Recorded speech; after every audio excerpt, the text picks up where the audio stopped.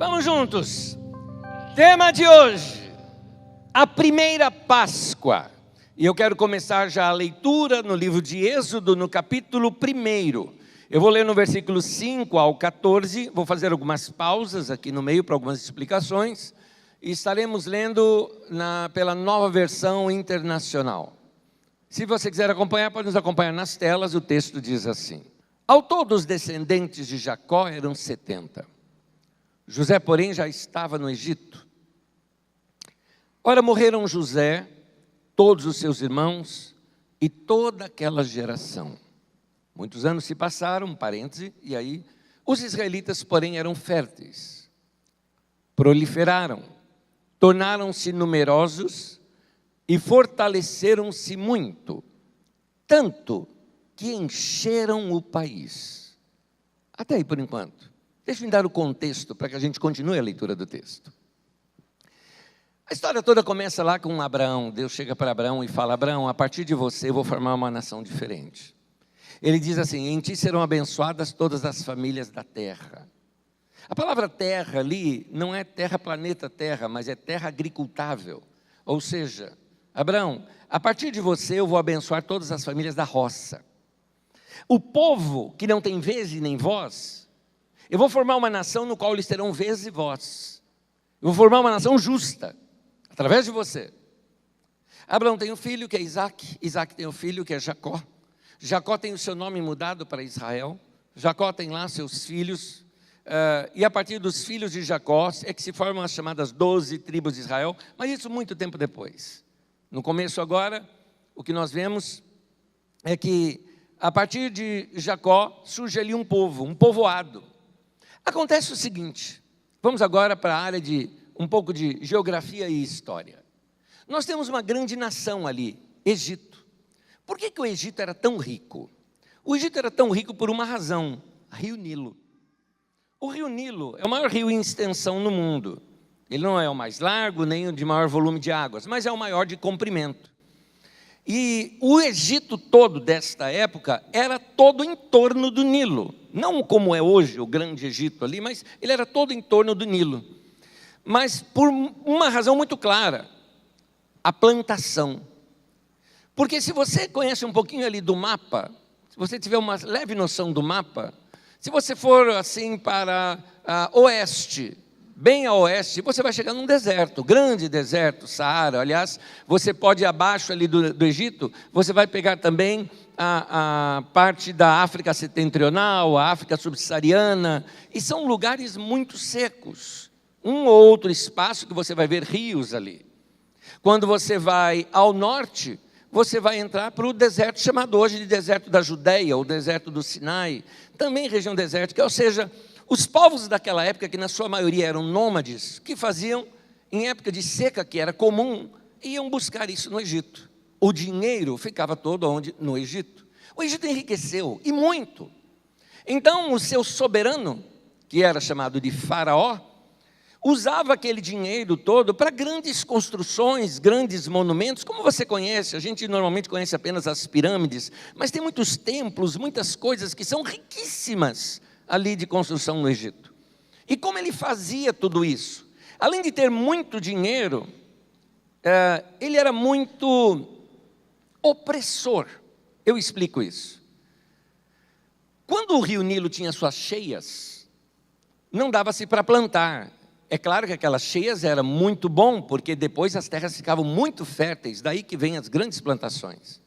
Mas nesse tempo, então, ele pegava esta mão de obra que não estava funcionando na agricultura e as contratava para as suas construções. Eu coloquei contratava, entre aspas.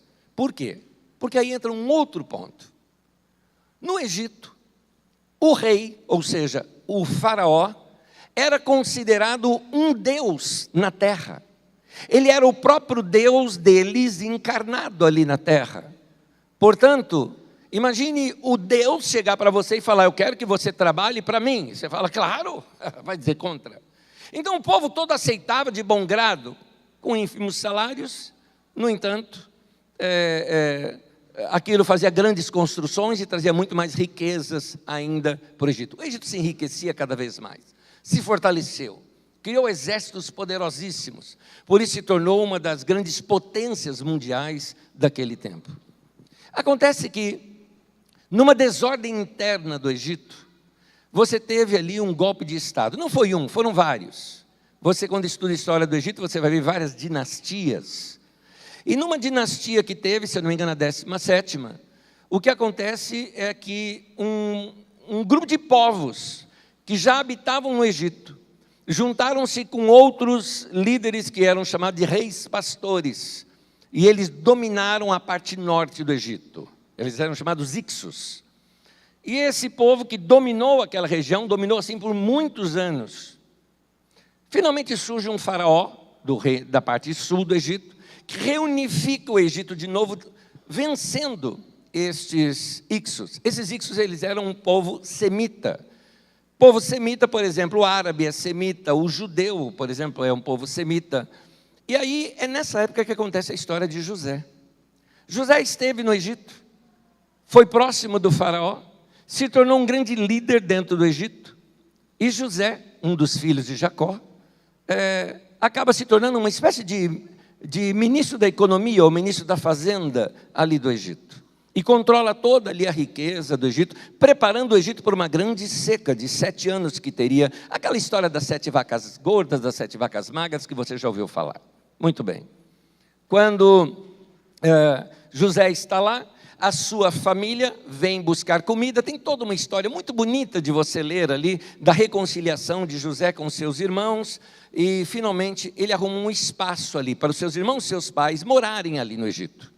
Nas terras mais férteis do Egito, que era ali no delta do Nilo, eles vão morar ali, chamada terra de Gósen. Então, o povo ali cresceu. E aqui começa esse texto. José morreu. Aí os seus irmãos, Jacó, que era o pai, os seus irmãos, todos morreram. Mas eles foram se multiplicando, multiplicando e se tornando um povo muito grande. Mas acontece o seguinte, o faraó, lá da região sul do Egito, que tinham 2 faraós agora, né? Estava dividido o Egito, guerreia contra os Ixos e os vence. Guerreia contra esse povo e os toca de lá. E novamente começa ali uma outra dinastia no Egito, a 18ª dinastia. Se não me engano, era o Amoses I que fez isso. Alguns anos se passam e começa uma preocupação. Tutmés I é um faraó egípcio em que ele pensa assim, esse povo está crescendo muito. Eles também são semitas. Esse povo, no passado, já dominou a gente. Então, nós temos que subjugá-los. E aí, o que ele fez? Começa a colocar forte pressão sobre eles. Aliás, me perdoe, eu errei aqui no tempo. Esse é o Tutmés II. O Tutmés I, na verdade, foi aquele que resolveu o seguinte, então, vamos matar as crianças que tem aqui, para não haver problema, perdão, esse é o Tutmés II mesmo, vamos matar as crianças que temos aqui, porque aí nós não vamos ter esse problema de que esse povo cresça muito e tudo mais. Nesse período, para fazer algumas de suas construções, pegou esse povo e começou a colocá-los nessas construções para subjugá-los, para mostrar quem manda ali. Note um detalhe, o texto vai falar para nós que eles eram escravos no Egito. Não havia escravidão no Egito. Então por que o texto fala escravo no Egito? Porque é a maneira como Deus vê o que eles estavam fazendo. O que eles estavam fazendo era o seguinte, eles pegavam esse povo, punha para trabalho pesado, com um salário ínfimo que nós chamamos de corveia, ou seja, só o suficiente para eles comerem e sobreviverem, para poder trabalhar mais. E então, dessa maneira, os mantinham desorganizados, não dá para eles se organizarem, não tinha tempo para isso, porque trabalhavam mais do que deveriam. Ou seja, sempre que, pode trazer para os nossos dias, sempre que uma pessoa faz um outro trabalhar mais do que deveria, e paga menos do que deveria, este um é um opressor, é um faraó, e Deus está do lado desse outro. É importante você ouvir isso, se você, por exemplo, tem empregada doméstica, ou tem alguém que limpa lá a sua casa, se você subjuga essa pessoa, não a trata bem, ou você paga uma miséria para ela, porque você acha, é o que todo mundo paga por aí, se todo mundo paga uma miséria, você vai pagar também? Se você faz isso, toma cuidado, faraó, Deus está de olho em você. porque Deus vai fortalecer aquela outra pessoa, Deus vai estar do lado daquela outra pessoa, porque Ele já tinha prometido a Abraão: em ti vão ser abençoadas as famílias da roça. O povo que não tem voz e vez, eu vou dar voz e vez para eles. Eles vão falar comigo e eu vou atender. E foi o que aconteceu. Aquele povo começou a clamar a Deus, e Deus ouviu o seu clamor, desceu e fez algo, levantou um líder para tirá-los dali. Mas essa é a história da continuação do texto. Vamos continuar a leitura do texto. Diz aqui assim, no versículo 8: então subiu ao trono do Egito um novo rei, que nada sabia sobre José. Disse ele ao seu povo: vejam, o povo israelita é agora numeroso e mais forte do que nós. Temos que agir com astúcia, para que não se tornem ainda mais numerosos, e no caso de guerra, aliem-se aos nossos inimigos e lutem contra nós e fujam do país. Estabeleceram, pois, sobre eles chefes de trabalhos forçados, para os oprimir com tarefas pesadas. E assim os israelitas construíram para o faraó as cidades celeiros de Pitom e Ramsés. Todavia, quanto mais eram oprimidos, mais numerosos se tornavam e mais se espalhavam. Por isso os egípcios passaram a temer os israelitas e os sujeitaram a cruel escravidão. Tornaram-lhes a vida amarga, impondo-lhes a árdua tarefa de preparar barro e fazer tijolos e executar todo tipo de trabalho agrícola. Em tudo os egípcios os sujeitavam a cruel escravidão. E aí a Bíblia começa a usar alguns termos que eu amo esses termos. São termos que nós chamamos de antropomorfismo. O que é isso? Linguagem humana para tentar traduzir as coisas celestiais. As coisas de Deus que nós não entendemos, ou que são tão grandes que para nós entendermos, tem que colocar numa linguagem que a gente entende. Então esse grande amor de Deus, ele desce no nosso nível e fala uma coisa que a gente entende. Como por exemplo, Deus ouviu, Deus desceu, isso é coisa humana. E a mão de Deus, ou quando você, por exemplo, quer mostrar a autoridade de Deus, você fala: Deus está sentado num alto e sublime trono. Vamos ser sinceros, Deus não precisa de ele não é um velhinho que precisa de uma cadeira para sentar. Concorda comigo? Mas é uma linguagem humana para nós entendermos que Ele é quem manda, Ele é o soberano, é Ele que determina as coisas. Então, nessa linguagem humana, vai começando a criar aqui algumas coisas, e Deus vai usar essa linguagem humana, inclusive conhecimentos que o povo tinha, porque aqui você tem um povo agrícola e um povo pastoril. Deus vai pegar conhecimentos desse povo para começar a falar numa linguagem deles. Como Jesus fazia com as parábolas. Jesus, por exemplo, contava uma parábola: o semeador saiu a semear, e uma semente caiu sobre um solo tal, mas o povo que estava ouvindo ele entendia tudo, porque eles eram agricultores. Um exemplo, não é? Então, Jesus usava linguagem da época. Não se põe remendo de pano novo, de pano velho em um pano novo. Não se põe vinho novo em odres velhos. É o contrário, né? Não se põe vinho novo em odre velho. Não se põe remendo de pano novo em um pano velho. Enfim, Jesus usava a linguagem que o povo da época entendia. Da mesma maneira, Deus lá atrás vai começar agora a criar algumas imagens, algumas festas. Eu vou chegar nesse assunto da Páscoa. Vai criando algumas festas, algumas coisas que é para esse povo começar a compreender algo que vai ficar muito mais claro para eles no futuro. Para isso, Deus levanta um homem, Moisés. Moisés foi treinado 40 anos no Egito para ser, provavelmente, por que não um faraó. Isso é coisa pessoal minha, nos meus estudos pessoais, eu acredito que aquela filha de faraó que cuidou de Moisés foi uma soberana egípcia chamada Hatshepsut. Essa mulher se tornou faraó no Egito por um tempo, depois que Moisés havia saído de lá. Portanto, se ela era alguém que tinha assumido o trono, ela queria que o seu filho, no caso adotivo, que fosse Moisés, provavelmente seguisse e assumisse o trono no lugar dela. Moisés foi treinado para ser um grande líder, por 40 anos. Mas acontece algo e Moisés foge. E Deus trata com Moisés que ele fica 40 anos num deserto, para aprender numa região de deserto chamada Midian. Midian era filho de Quetura, que foi a segunda esposa de Abraão, depois que Sara havia falecido. E então Moisés vai para aquela região, lá ele se casa, mas fica 40 anos cuidando de ovelhas. O grande líder, que seria líder do Egito, agora estava cuidando de ovelhas. Deus trabalha com ele 40 anos para ser um pastor. Então Deus trabalhou para ser um grande líder e Deus trata o seu coração para ser um pastor. Tratou no deserto para ele saber como se vive no deserto. Moisés estava preparado aos 80 anos de idade. E Deus o traz de volta e chama aquele povo através de Moisés. Ele começa a anunciar àquele povo: eu vim para vocês falar de Yahvé, Jeová, o Senhor, aquele que apareceu para o nosso antepassado Abraão, Isaque e Jacó, que nos prometeu uma terra, e eu vim aqui para levar vocês para essa terra. Esse povo se junta e quer seguir a Moisés.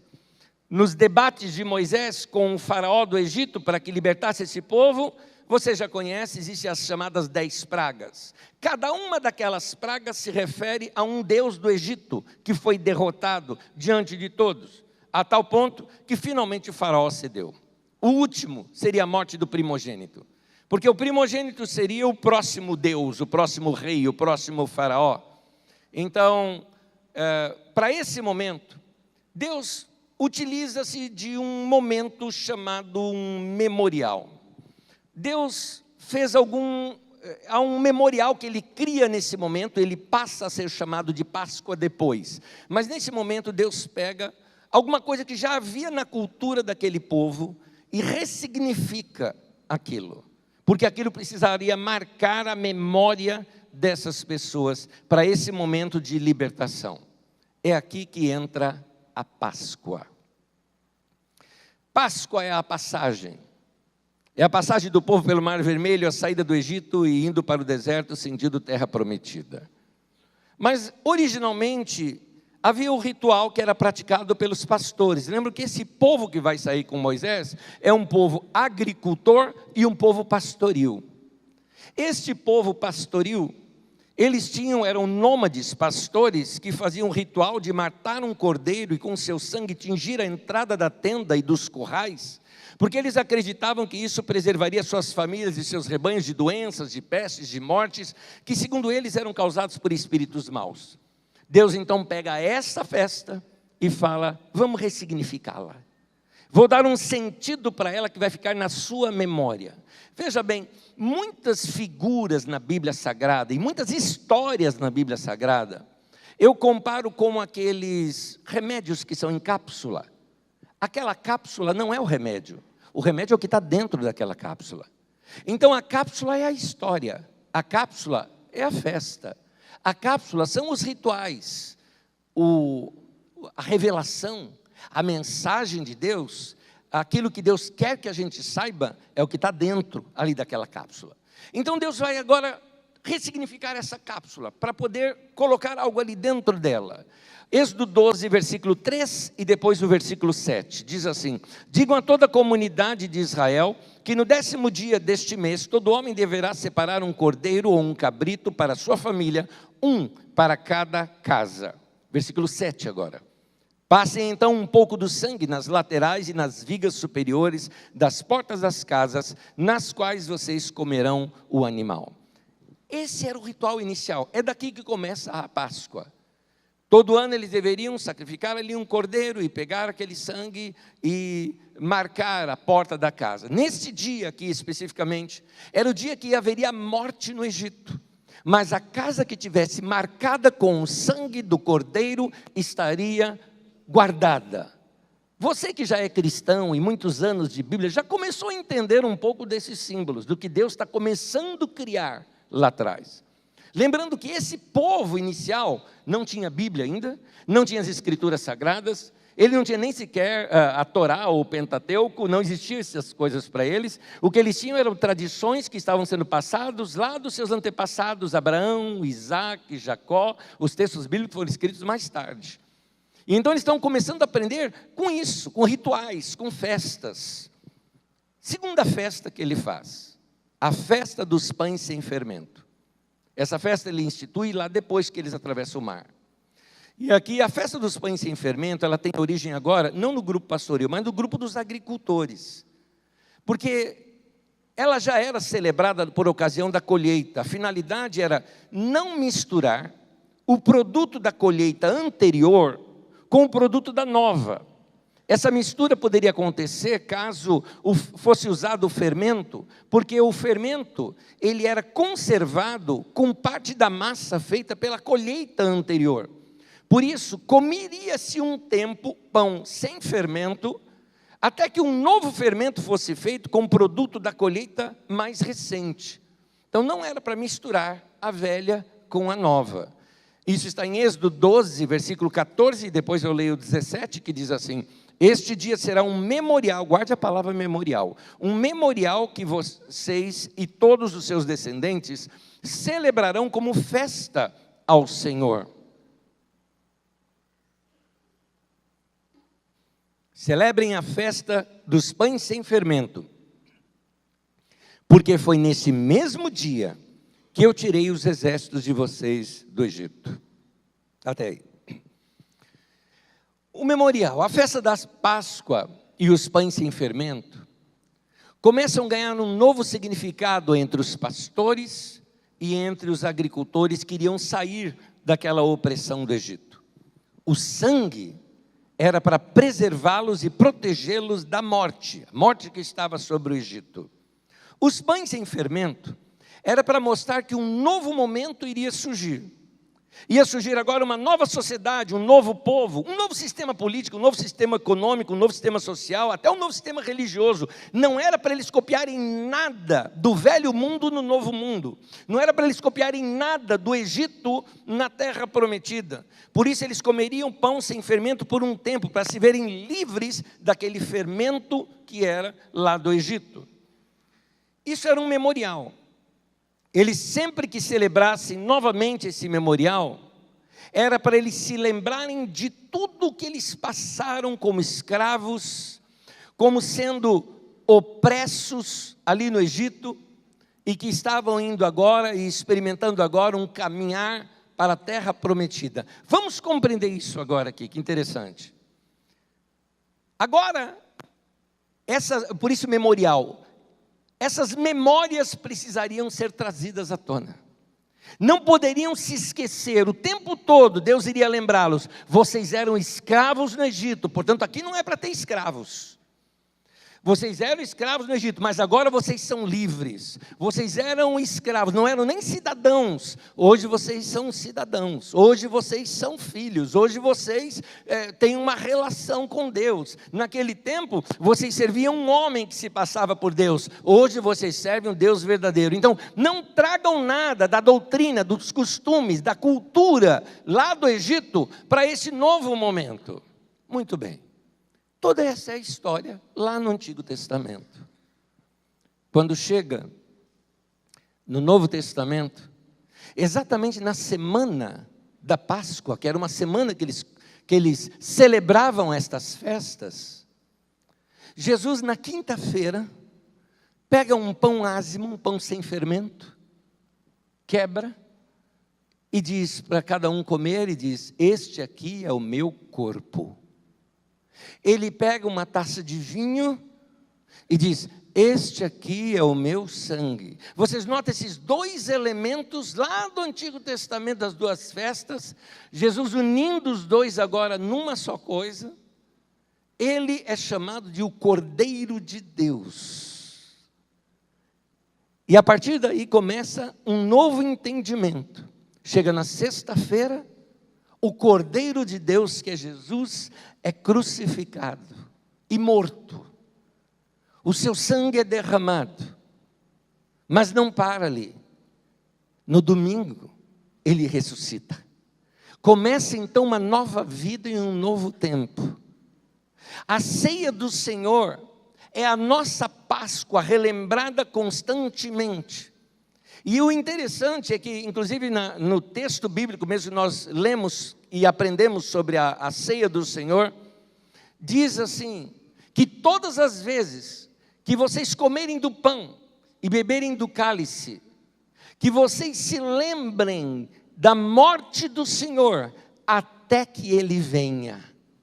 É um novo momento agora nosso para a gente se lembrar, igual o judeu, teria que se lembrar o tempo todo, nas rodas ali, ao redor da fogueira, passando de pai para filho naquelas noites, contando as histórias. Olha, os nossos avós, bisavós, eles eram escravos lá no Egito, eles não tinham vez nem voz, eram um povo insignificante, mas Deus, o nosso Deus, os tirou de lá, atravessou, Ele abriu um mar Ele abriu, para que esse povo escapasse das mãos do faraó. O maior exército dessa terra, a nação mais poderosa desta terra, veio para matar os nossos antepassados, mas o nosso Deus guerreou no lugar deles, matou todos os outros, e os nossos antepassados ficaram vivos, e nós somos essa nação hoje, por causa disso que aconteceu lá. Deus nos libertou do Egito, através do sangue do Cordeiro, que nos poupou da morte,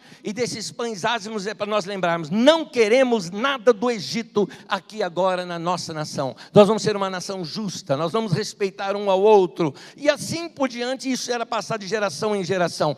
Não é diferente quando nós aprendemos sobre o reino de Deus, porque olha o que é o êxodo para nós. Note essas palavras do êxodo de passagem, essa palavra do êxodo de sair de um lugar e ir para um outro lugar, na linguagem de Paulo. Leia aqui comigo Colossenses capítulo 1, versículo 13 e 14. Note bem as palavras do êxodo aqui nas palavras de Paulo.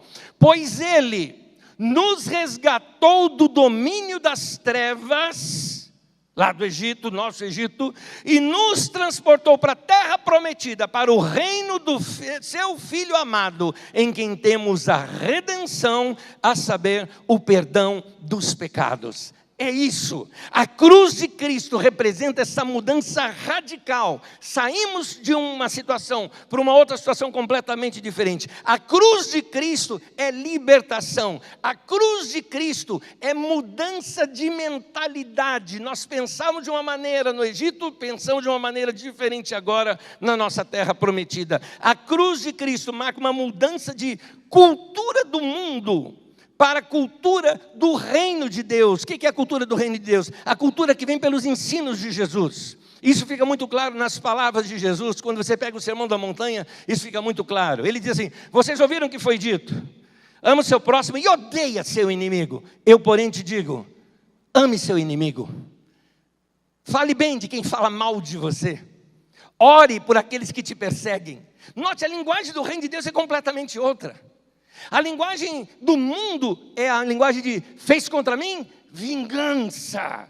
A linguagem do reino de Deus é: a vingança pertence ao Senhor, você vai perdoar. Porque a partir do momento que você perdoa e você ama o inimigo, deixa de ser inimigo.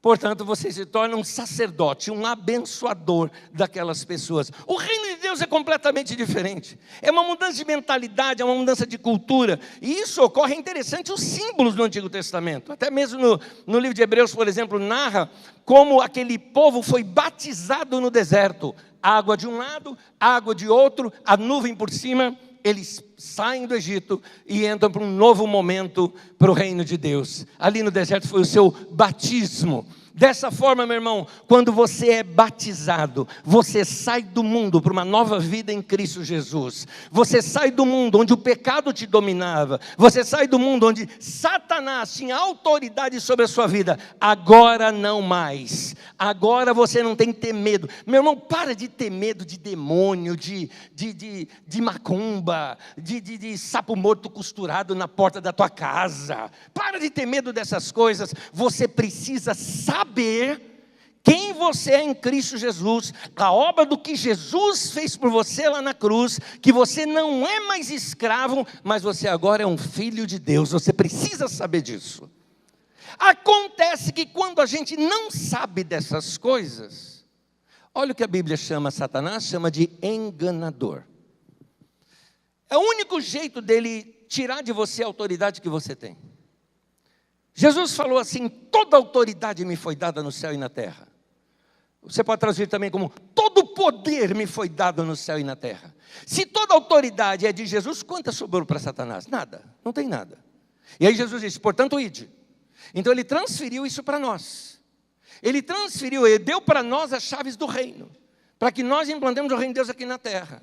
Agora, se eu não sei disso, De que maneira Satanás pode tirar a autoridade de mim?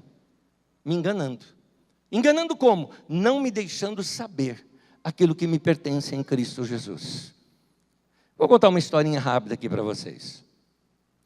Numa viagem longa de trem que alguém tinha que fazer, essa história é contada como se fosse ali de leste a oeste dos Estados Unidos, mas você pode colocar uma viagem ainda mais longa, como aquela transiberiana, que atravessa lá a Rússia inteirinha. São dias de viagem. Um homem, ele se esforçou tanto que ele conseguiu somente o dinheiro da passagem. E então ele entrou naquele trem e foi se passando ali o momento, mas toda vez que alguém vinha servir comida ou alguma coisa, ele, não, porque ele não tinha dinheiro para pagar. O homem começa a passar mal. Chamaram os médicos para atendê-lo e viram ali que ele estava passando mal porque não comia, caiu ali a sua resistência, e até que os médicos detectaram: você está sem se alimentar. Por que você não comeu? E o homem falou: gente, eu tenho vergonha de falar, mas eu só tinha o dinheiro da passagem, eu não tenho dinheiro para pagar a comida. Eles falam: mas pagar o quê? Toda a comida já estava inclusa na passagem. Você podia comer qualquer coisa que você quisesse, porque você já pagou por isso. Esse homem não experimentou o melhor, porque não sabia o que lhe pertencia. Oséias é o profeta que diz assim: o meu povo está sendo destruído porque lhe falta o conhecimento, o entendimento. Quando nós compreendemos as verdades do reino de Deus, nós não caímos nesses enganos de Satanás. Por isso, meu irmão, você precisa saber algumas verdades bíblicas, e eu quero citar 3 delas aqui para nós. Eu vou citá-las em forma de frase, de modo que a gente possa fazer aqui uma confissão de fé entre nós aqui. Primeira delas, eu vou falar, depois vou pedir para você repetir juntamente comigo. Primeiro, eu não serei mais controlado pelo medo. Com convicção, fala junto comigo agora. Eu não serei mais controlado pelo medo. Por quê? Porque Deus me libertou do Egito. Faraó mantinha aquelas pessoas cativas através do medo. É o medo que ele usava como objeto de controle, como estratégia de controle sobre aquelas pessoas. Como assim você não vai trabalhar para mim se eu sou Deus? Eu destruo a tua vida. As pessoas então trabalhavam de graça para ele. Então se controlava pelo medo. Muitos de vocês foram educados pelo medo, por erro de seus pais. Perdoem seus pais, de repente seus avós fizeram isso com eles também. Muitos pais educaram seus filhos pelo medo. Muitos de vocês, desde criança, aprenderam a obedecer, não de coração, mas obedeciam com medo. Quer ver um exemplo? A criança brincou, está sem sono, e aí, dorme menino, não dorme? Aí cantava para você: a cuca vai te pegar. Dorme neném que a cuca vem pegar.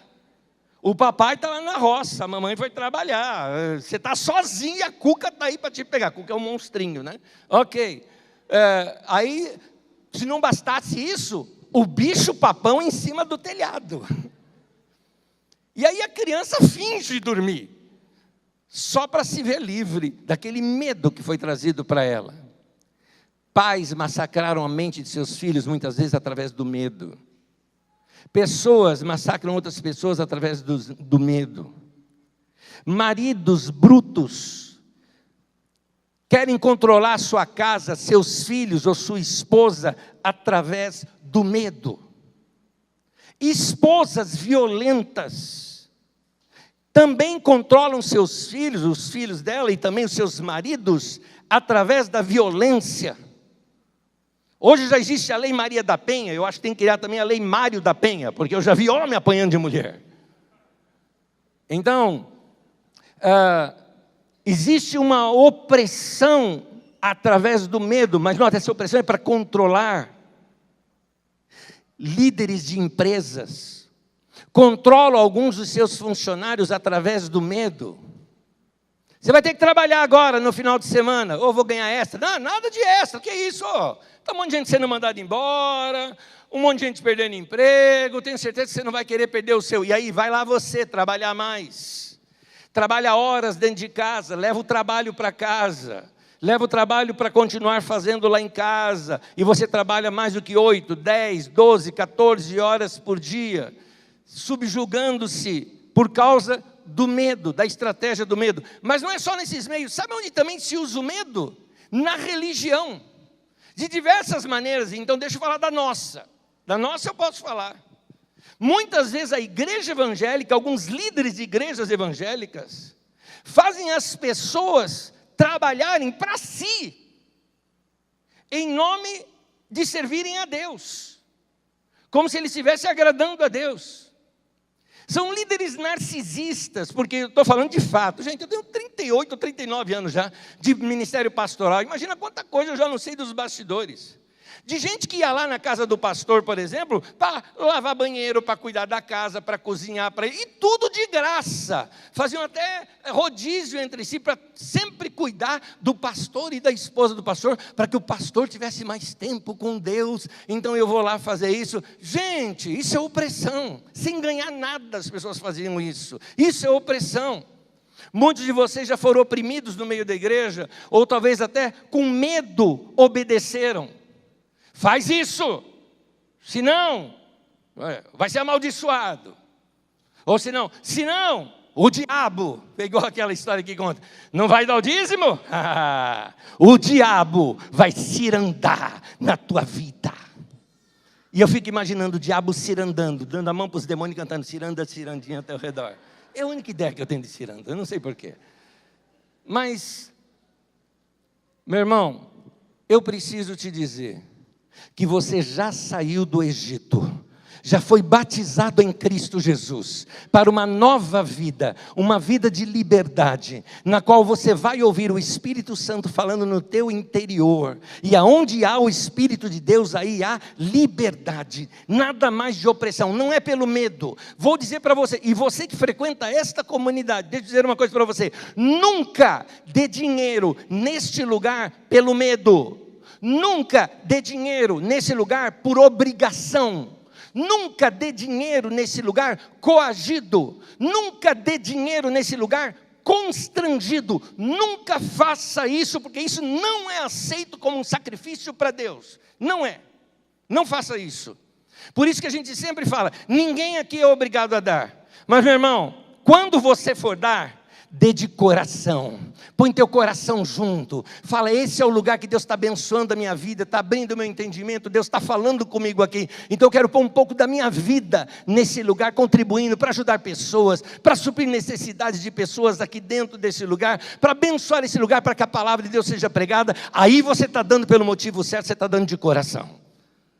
Para com esse medo. A religião cria alguns estigmas na vida das pessoas, que as pessoas não podem fazer nada, no que se refere, por exemplo, ao uso do domingo, por exemplo.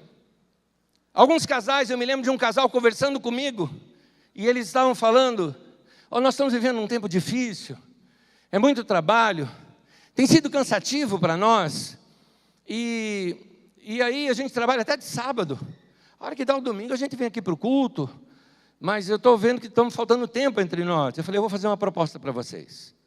Não é uma proposta indecente, é uma proposta decente. Próximo domingo, você não vem para o culto. Você vai assistir depois, durante a semana, nem no domingo você vai assistir. Durante a semana você pega e vai assistir aquilo lá. E você vai pegar a sua esposa e vai passear com ela. Vão sair vocês dois. Vão conversar. Vão ter um tempo entre vocês. O irmão ficou olhando assim para mim e falou, pode isso, pastor? Eu falei, aqui é doutrina. Família vem primeiro. Vocês precisam de tempo junto, tempo de relacionamento, tempo de bate-papo, tempo de namoro, tempo de se fortalecer. Vocês precisam disso. Eu não estou incentivando ninguém a não frequentar a igreja no domingo, não é isso que eu estou incentivando. Eu estou dizendo que na prioridade daquele casal, eles precisavam de um tempo entre si. Falei, sonhem com uma viagem, vão fazer um passeio entre vocês precisam desse tempo juntos. Aí o irmão chegou assim para mim e falou, mas pastor, se eu faltasse um culto de domingo na igreja onde eu estava, eu faltei uma vez, a pastora me falou que eu ia para o inferno. Eu falei, meu irmão, eu já me senti no inferno em alguns cultos. de tanta coisa ruim que eu vi ali naquele lugar que não tinha nada a ver com Deus. Eu falei, seu culto a Deus deve ser um culto racional, um culto de coração para o Senhor. Então, meu irmão, não seja mais dirigido pelo medo. Deus não te dirige pelo medo, Deus não precisa te ameaçar para você obedecer. Sabe por quê? Obediência debaixo de ameaça não é obediência. É aquilo de, por exemplo, de alguém, sei lá, o pai chega para o filho e fala, senta. Ele falou, não sento. O filho fala, não sento. Senta, não sento. Sento e eu vou te sentar a mão. Aí ele senta e fala, eu sentei, mas por dentro eu estou em pé. Obediência na base da coação não é obediência. A obediência que Deus espera de nós é aquela obediência de coração para Ele. Eu não sou obrigado a ir no culto, eu vou porque é um privilégio vir no culto. Eu não sou obrigado a ler a Bíblia todos os dias, eu vou ler porque eu preciso ler, é bom para mim. Eu não canto porque Deus está me cobrando de eu cantar, eu canto porque eu tenho prazer em adorar o meu mestre, o meu Senhor, que eu amo tanto. Eu não contribuo porque eu sou forçado, porque o diabo vai me pegar, nada disso. Eu contribuo porque eu sou agora cidadão do reino, eu quero ser participante do reino, eu quero ver o reino de Deus crescendo, é para isso. Eu não vou ser mais controlado pelo medo, amém? Segundo, eu não serei mais manipulado, vamos falar juntos? Eu não serei mais manipulado. Eu não sou mais propriedade de Faraó. A cruz de Cristo me libertou de todo o Egito antigo e mais ainda, Deus me deu o Espírito Santo. O Espírito Santo dentro de você produz aquilo que nós chamamos de fruto do Espírito, a produção do Espírito na tua vida. E ali fala de alegria, paz, amor, longanimidade, mansidão, tantas coisas, e termina dizendo domínio próprio. Sabendo ou não, por isso que eu te falei, talvez você não saiba disso, você precisa saber de algumas coisas. Você já tem domínio próprio dentro de você. Já tem alguém que dirige você dentro de você, que é o Espírito Santo. Em outras palavras, você tem autoridade para dizer não para algumas coisas que muitas vezes o seu corpo, a sua carne anda pedindo. Vou te dar alguns exemplos muito claros disso. Meu irmão e minha irmã, você não precisa estragar os seus pulmões por causa do cigarro. Você não precisa. Você pode hoje decidir jogar todos esses maços fora e dizer não mais. Essa coisinha não tem mais domínio na minha vida. Ah, pastor, então quem fuma vai para o inferno? Eu não estou falando isso. Talvez vai cheirar como alguém que passou lá perto, porque é ruim o cheiro. Mas eu quero te falar uma coisa. Não tem nada a ver com o céu, com o inferno. Tem a ver com a tua saúde. Tem a ver com uma coisa que é importante para a tua vida. É importante você ter uma vida saudável. E você pode acabar com o vício. Não é só o vício do cigarro, não. O vício da bebida. Ah, pastor, mas Jesus bebeu vinho. Bebeu, mas não ficou bêbado, meu irmão. Eu estou falando de manguaça. Você sabe do que eu estou falando? Eu estou falando de gente que é dependente do álcool. Você pode dizer, nunca mais isso vai entrar na minha boca. E ponto final. Porque você tem autoridade para você decidir aquilo que você precisa para o seu próprio bem-estar. Tem outros vícios. A pornografia. Mulheres e homens viciados em pornografia pela internet. Eu quero te dizer uma coisa, você tem autoridade para dizer, não quero mais esse lixo enchendo a minha cabeça, deturpando as imagens que eu tenho do sexo oposto, tirando essas ilusões da minha cabeça. Eu quero tirar essas ilusões da minha cabeça. Quero uma mente saudável, quero uma vida saudável, quero viver uma vida santa. Isso significa separado para Deus. Você pode, porque existe autoridade em você para isso. Você pode controlar o seu temperamento. Você pode controlar os pensamentos que vêm sobre a tua cabeça. Você não consegue impedir que uma ave voe sobre a sua cabeça, mas você pode impedir que ela faça um ninho nela. De vez em quando pensamentos ruins vêm na cabeça da gente, mas a gente pode tocá-los de lá. Sai daqui, eu vou fazer outra coisa, eu vou me dedicar mais à palavra de Deus. Por isso que eu falo para todos os dias, você ter um tempo de devoção, de comunhão com Deus, para fortalecer, para limpar a tua mente, para preparar a tua mente, para que Deus fale com você. Sabe como é que Deus fala com você? Deus fala com você através de algo chamado testemunho interior, uma voz do Espírito Santo suave, lá no íntimo da tua vida. Muitas vezes nós entendemos a voz de Deus como uma paz interior. Nós entendemos que aquela paz nos dirige. Então busque a paz e siga. Você vai entender os caminhos de Deus na sua vida. Você não precisa mais ser manipulado, controlado, seja por vícios, seja por qualquer outra coisa. Eu não preciso mais viver essa vida de escravidão. Por quê? Porque em Jesus Cristo você tem a sua libertação. Você é uma nova criatura, é uma nova espécie de vida aqui na terra. Amém. Terceiro e último.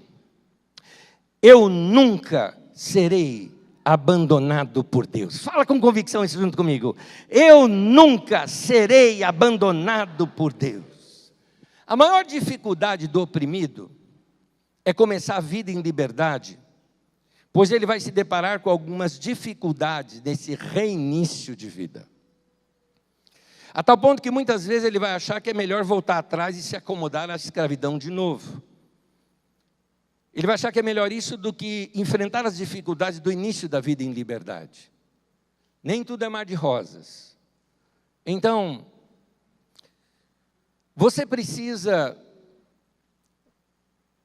começar a compreender que determinados problemas acontecem, mesmo depois das suas decisões corretas serem tomadas. Por uma razão interessante, e é aí que eu vou te dar duas notícias. Eu tenho uma notícia má, e eu tenho uma notícia boa. A notícia ruim e a notícia boa. A notícia ruim que eu quero te falar é o seguinte: Faraó vai vir atrás de você. Saiba disso. Toda vez que você quer se libertar de algo, Faraó vai vir atrás de você. Sempre que você quer fazer mudanças, você quer andar de modo correto, você fazer negócios errados, você quer fazer coisas corretas agora, Faraó vai vir atrás de você com outros negócios e maracutaias para enrolar a tua vida. Você se livrou de enroscos com outras pessoas, Faraó vai aparecer para você com olhos bonitos e cabelos bonitos para aparecer na sua vida também, para tentar te levar para o velho mundo de novo. Faraó vai vir atrás de você, tenha certeza disso. Mas é nessa hora que você precisa confiar no Senhor. E guarde bem essa imagem que eu tenho falado aqui vários domingos para vocês, a mesma imagem.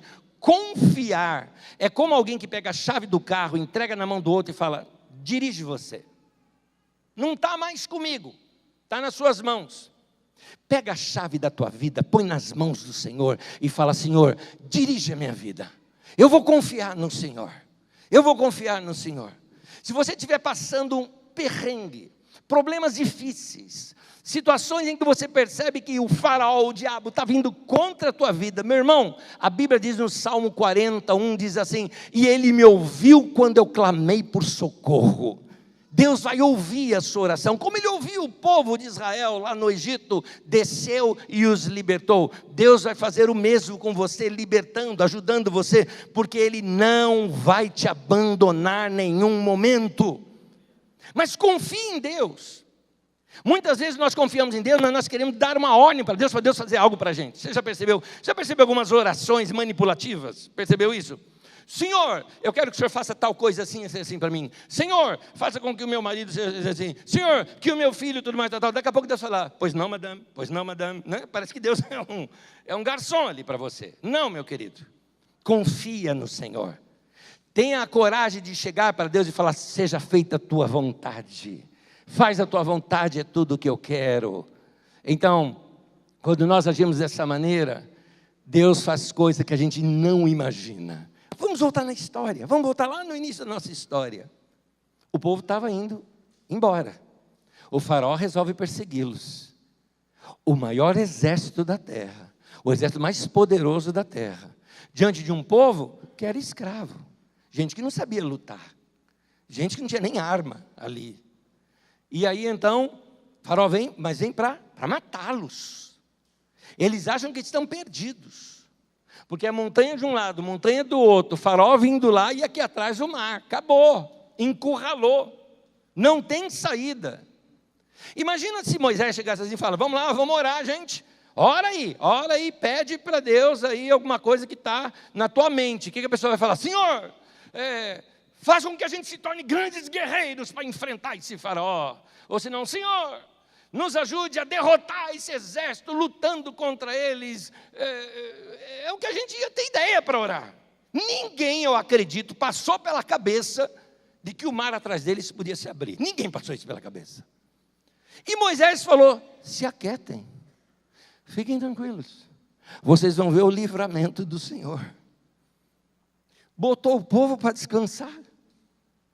A nuvem criou uma neblina forte entre o Faraó e o povo.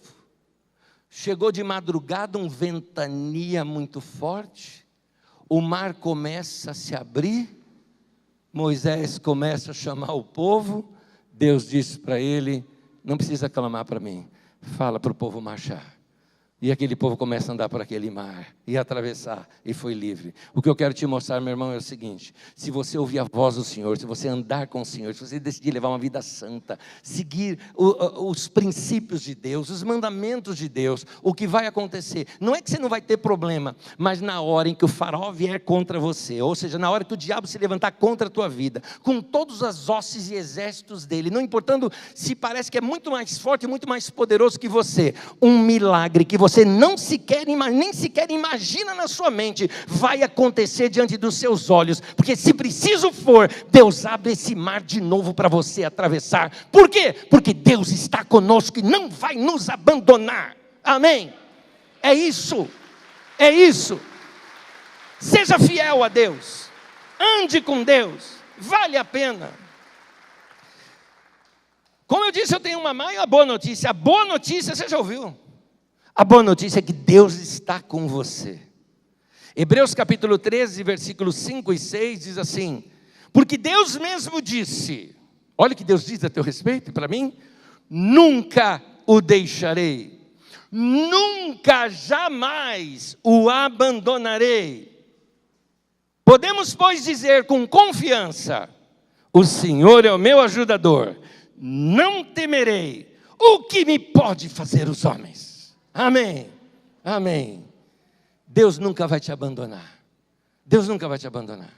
Ele nunca vai permitir que qualquer coisa que aconteça com você, ou qualquer coisa que você faça, venha a ser um motivo de separação entre Ele e você. E a Bíblia diz ainda lá em Romanos: nada nos separará do amor de Cristo. Amém. Gente, ao nosso Deus, Ele é bom. Ele é maravilhoso, Ele é maravilhoso, aleluia. Convido você a ficar em pé comigo, por gentileza.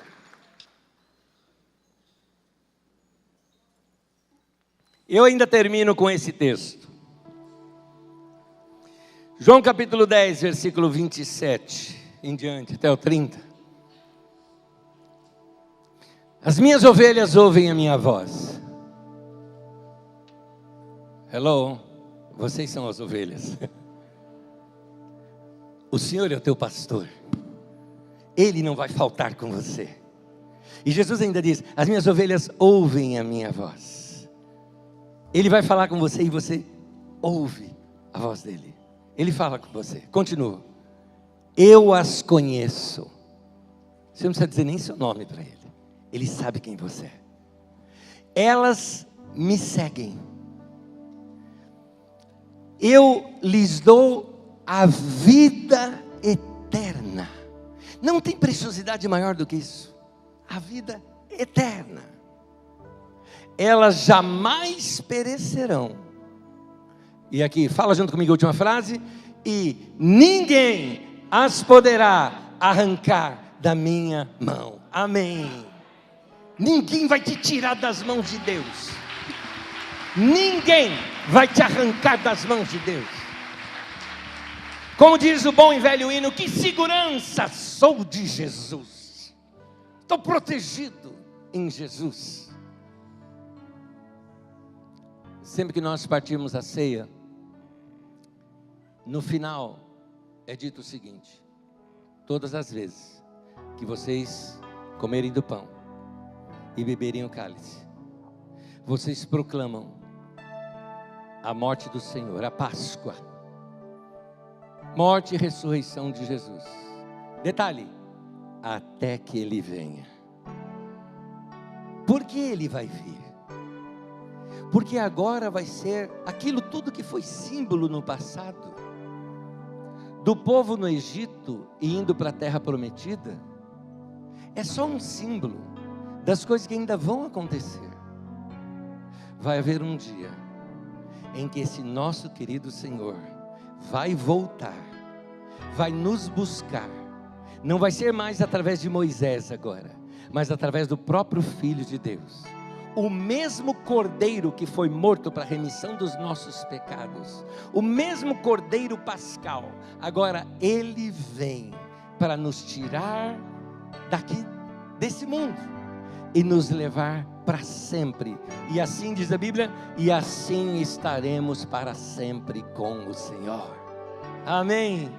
Essa é a verdade da palavra de Deus para nós aqui.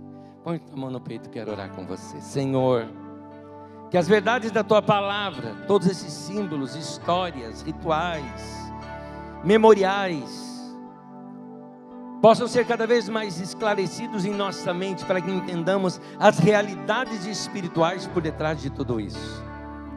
A realidade é que nós somos Teus filhos, nós somos Teu povo, não somos mais escravos, somos pessoas, homens e mulheres livres, livres para Te servir, livres para Te adorar, livres para viver a nossa vida de acordo com a Tua vontade, Senhor. Muito obrigado, Senhor, pela Tua palavra revelada hoje à noite aqui para nós, em nome de Jesus, amém e amém. Mais uma vez, ao nosso Deus, aleluia.